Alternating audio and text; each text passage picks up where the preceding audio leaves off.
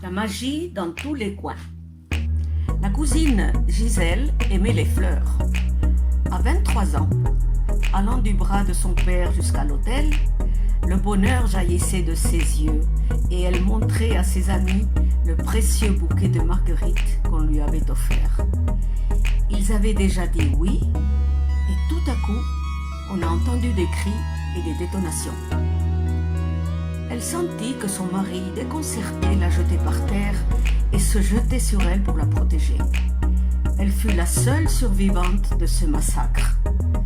Quand tout fut devenu silencieux, et avant l'arrivée de la police, elle sortit de l'église avec sa robe blanche toute tachée de sang, serrant fortement son bouquet de mariée.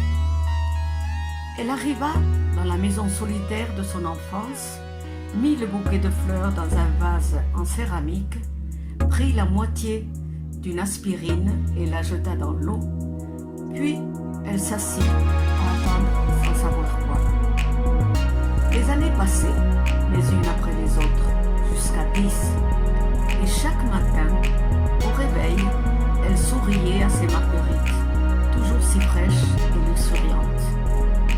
Elle leur disait bonjour, les aspergeait d'eau et commençait sa routine.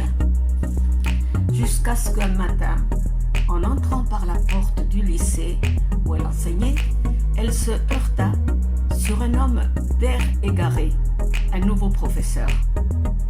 Peu à peu, il flirta avec elle en lui envoyant des fleurs, lui offrant des chocolats, une autre de ses faiblesses, et il arriva ainsi à lui pénétrer le cœur. Le mariage fut célébré dans l'intimité, et après le banquet, ils retournèrent à la maison. Malgré le calme, il y avait quelque chose d'étrange dans l'ambiance. Elle se dirigea vers la chambre à coucher.